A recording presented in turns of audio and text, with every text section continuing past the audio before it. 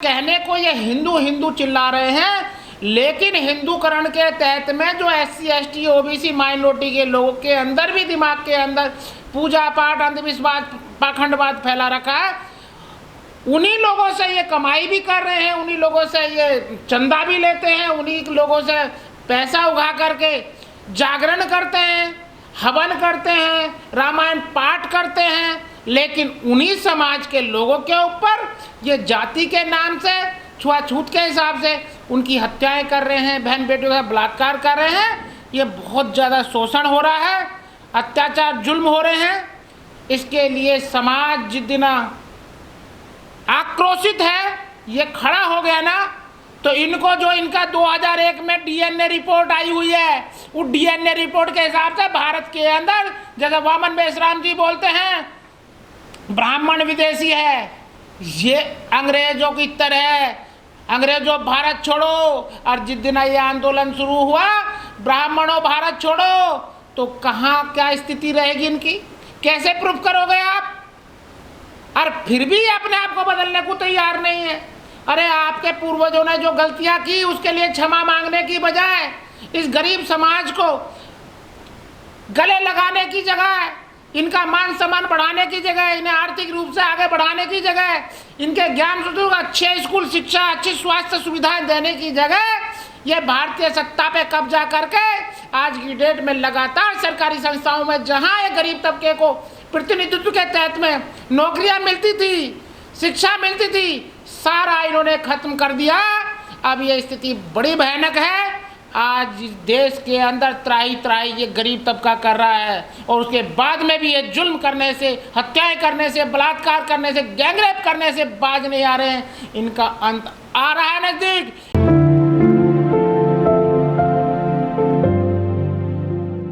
देखिए वो वीडियो मैंने देखी है, जैसे उसको बैठा के मारा गया है। बहुजन समाज के लोगों ने उस प्रधान के खिलाफ में FIR दर्ज करके उसको जेल पहुंचवाने का काम किया है। ऐसा नहीं है।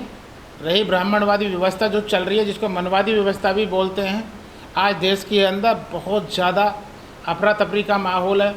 लोग आज भी आज़ादी की बातें तो करते हैं। तिरंगा यात्रा जो आज की डेट में पूरे देश के अंदर तिरंगा झंडा फहराया गया था, उस दिन की घटना भी आपको याद होगी, जहाँ इंद्र मेघवाल जी की हत्या सिर्फ इस बेस से कर दी गई, उसने मटका छू लिया था। ऐसे ही घटना एक और बता दूँगा आपका, आजकल एक और है, वो चल रहा है गुजरात का, जो बलात्कारियों को छोड़ा गया है गुजरात हाई कोर्ट ने, बिल्कुल बानो का जो केस है, उसी तरीके का केस आपको मैं बिहार के अंदर का बता देता हूँ। 1997 में केस हुआ था, जो पटना हाई कोर्ट से उनको सज़ा, आजीवन सज़ा हुई थी, रणवीर सेना जिनकी बात करेंगे, और वो सुप्रीम कोर्ट के माध्यम से उनको बाइज्जत बरी किया गया। कहाँ गए? 58 लोगों की हत्याएं की गई। ऐसी घटना 1 साल से लेकर के 60 साल के लोगों तक को मारा गया था। कत्लेआम, गांव का गांव खत्म कर दिया गया था।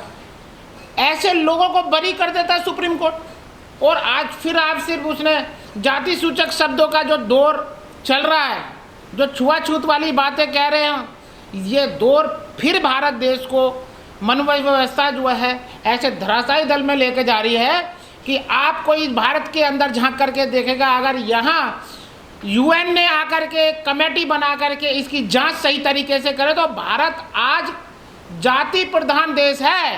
हम राम राम बोलें या जय भीम बोलें, जय भीम हमें जिसने दिया हम उसका उद्घोष करेंगे, या जिसने रामायण के तहत में हमारे साथ उसको उसके बारे में बोलेंगे। ये कौन सा है? ये स्वतंत्रता है, आदमी की जो मानव अधिकार है, वो अपने बोलने का अधिकार है। मैं कुछ भी बोलूँगा, ये मेरा संवैधानिक अधिकार है। कोई मेरे ऊपर जोर दे करके कहे कि आपको राम राम बोलना है, आपको नमस्ते बोलना है, या आपको गुड मॉर्निंग बोलना है, या आपको राधे राधे बोलना है, मेरी स्वतंत्रता है। मैं तो जय भीम बोलूँगा और जय भीम बोलता हूँ। तो किसी को जो फर्क पड़ता है, या कोई किसी के ऊपर दबाव बनाता है कि आपको यही बोलना है, तो नू समझ लीजिए आपकी स्वतंत्रता पे चोट पहुँच रही है, आपके हक अधिकार छीन ले गए हैं, आप संविधान नहीं लागू कर रहे हैं। अगर उस बेस पे भी आपको ज़बरदस्ती कोई इस तरीके की धमकी देता है कि आप ये बोलिए, तो आप उसके खिलाफ में केस करो, जाइए कोर्ट। इन्होंने क्या काम कर रखा है? ऐसी संस्थाएं बना ली हैं, अगर कोई स्वतंत्र होकर के बोलता है उन आदमियों के खिलाफ में तुरंत FIR कराते हैं और उन्हें जेल पहुंचाने का काम डराने का काम कर रहे हैं। गैर कानूनी काम ये करते हैं, और जो संवैधानिक काम करते हैं या संवैधानिक हक अधिकार की बात करते हैं उन्हें डराने का मारने का काम कर रहे हैं। इनको इसका जवाब देना पड़ेगा। इसकी जवाबदेही भी हमारे समाज के उन बुद्धिजीवी, उन वकीलों की भी बनती है, उन सामाजिक संगठनों की भी बनती है जो समाज में रह करके अपनी बात तो करते हैं कि हम लोग समाज में काम कर रहे हैं। उन लोगों को भी जो तरीके के केस लगा के, झूठे केस लगा कर FIR दर्ज करके और उन्हें जेल पहुँचाने की बातें करते हैं, उनके साथ में समाज को खड़ा होना पड़ेगा। और इनको केस का जवाब, केस दर्ज करवाओ इनके खिलाफ में। अगर कोई झूठा केस करता है तो उसमें चुप मत बैठिए, उसके खिलाफ में केस दर्ज होना चाहिए कि झूठा केस कैसे किया। मेघवाल की घटना जो हुई है बड़ी शर्मनाक है। उसी के साथ में एक घटना उत्तर प्रदेश में हुई है, एक घटना इलाहाबाद में हुई है कि मिश्रानी जो थी प्रिंसिपल, उसने बच्चे के गले में डंडा दे दिया, उसका गला खराब होगा। देख रहे हैं आज का सोशल पे वो भी फोटो पोस्ट चल रही होगी। एक लड़के ने 250 रुपये फीस ना देने की वजह से, वो तो पिछड़ा समाज का था, OBC समाज का लड़के की भी हत्या कर दी पीट के 250 रुपये के लिए। ये जो गोरख धंधा चल रहा है, एक और बता दूं, ये सरकारी स्कूलों में आज हरियाणा के अंदर 100 सरकारी स्कूल बंद कर दिए गए। वहां धरना प्रदर्शन चल रहा है, आक्रोश है। सारी चीज़ों को आप प्राइवेट सेक्टर में बदल देंगे, कैसे बदल देंगे? कहीं कुछ कह रहे हैं कि 100 स्कूलों में ज़्यादा टीचर बढ़ गए हैं जी, कैसे बन गए? मर्ज कर रहे हैं एक दूसरे के साथ में स्कूलों को भी।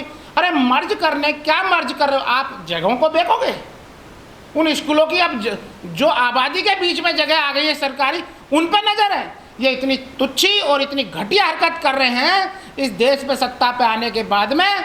सरकारी संपत्तियों पे इनकी, जैसे कोई ढोर मर जाता है ना, गिद्ध नजर आए दबा के बैठे हो, कितनी दूर हो, उड़ते उड़ते उड़ते उस पर आगे ख़त्म कर देते थोड़ी देर में।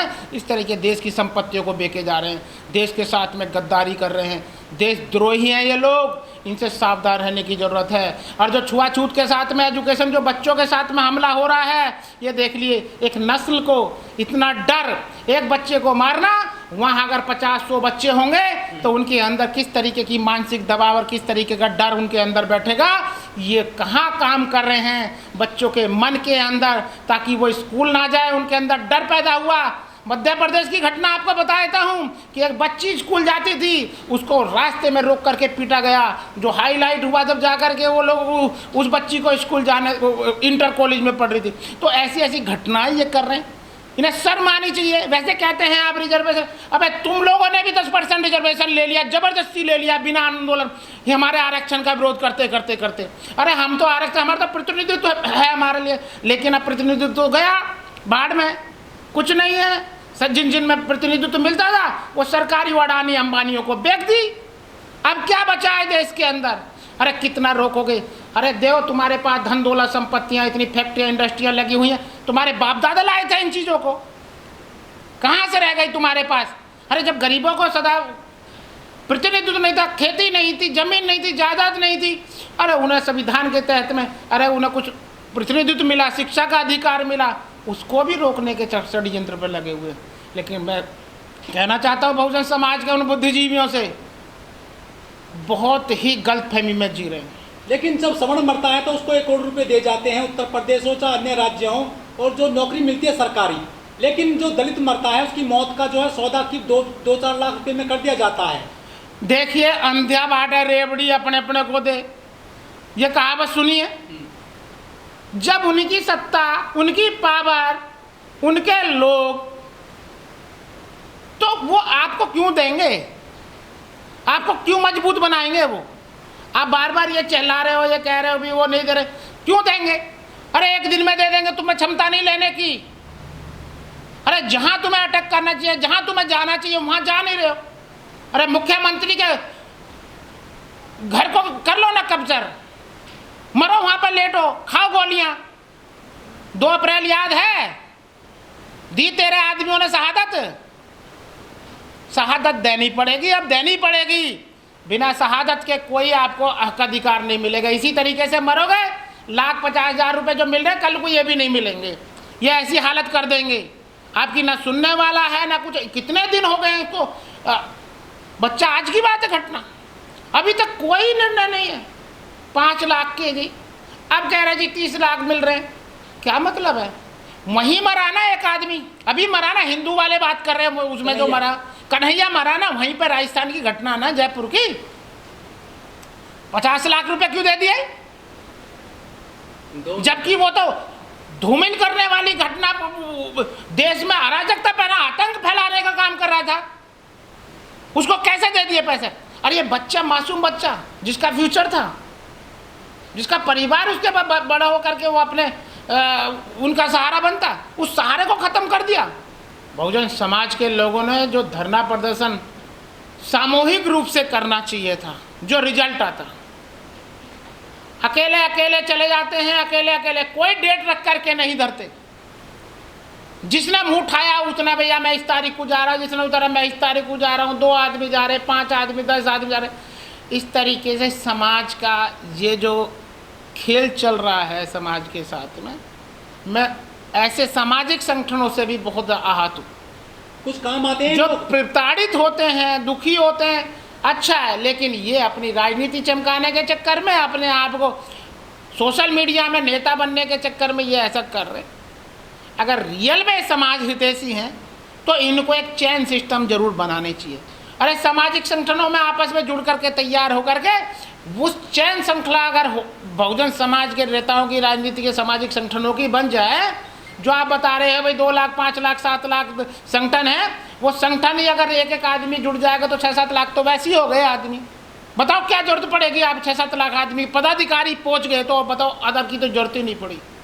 लेकिन 36 कौम इकट्ठी हो गई हैं और विपक्ष की तरफ से ये 36,000 कौम इकट्ठी हो जाओ, और ये जितनी भी हैं वो इकट्ठी रहती भी हैं, और अत्याचार जुल्म पे जरूर खड़ी हो जाते हैं बचाने के लिए हथियारों को। तो ये तो समझना है ना, समझना किसने? कमज़ोर के ऊपर हमेशा जुल्म होता है। उस कमज़ोर को आपस में गठजोड़ रखना पड़ेगा, उनको सामाजिक स्तर पे भी गठजोड़ रखना पड़ेगा। जो आर्थिक स्थिति से मजबूत हो गए हैं उन लोगों को, ऐसे इंद्र कुमार मेघवाल जी के लिए आप सरकार से भीख मांगने की बात कर रहे हो, अगर वो सब लोग हो करके 100 रुपये इकट्ठे भी करें, मैं समझता हूँ करोड़ों रुपए इकट्ठे होकर के एक दिन में वो दे सकते हैं, और उसके परिवार का भरण पोषण हो सकता है बहुत अच्छे से। समाज के अंदर एक बहुत ज़्यादा ये चीज़ और चल गई है, बस सरकार देगी, सरकार देगी। सरकार नहीं दे रही है तो क्या करेगा? वो केस नहीं लड़ेगा। आपको जिम्मेदारी लेनी पड़ेगी। ऐसे जो वकील के संगठन बने हुए हैं उनको जिम्मेदारी लेनी पड़ेगी। भारतवर्ष के अंदर सेशन कोर्ट से लेकर के सुप्रीम कोर्ट तक की टीम बनानी पड़ेगी। जिम्मेदारी जिला वाइज लेवल पे बनानी पड़ेगी। भाई तुम जिले में इतने आदमी हो और सामाजिक प्रताड़ना किसी के साथ होती है, अगर उसे कोर्ट कचहरी की जरूरत होती है तो उसकी फीस आपको पैनल बना करके उसके तहत में आप रखिए और उसकी फ्री ऑफ कॉस्ट में जा करके, और इस तरीके से उसकी पैरवी करनी है कि बाई चांस वो गरीब आदमी पहुँच भी ना पाए तो आपको कोर्ट के अंदर खड़े होकर के उसके फेवर में उस केस को लड़ना होगा। तो ये तो बहुत सारे मुद्दे हैं जहां आपको बहुत सारी चीज़ें आगे पीछे चलनी पड़ेगी, तभी आपको न्याय मिलना शुरू होगा। जबकि उन्होंने तो न्यायालय पे भी कब्जा किया हुआ है। तो आप कहाँ बचने की कोशिश कर रहे हो? बहुत सारी चीज़ें हैं, बहुत समस्याएं हैं।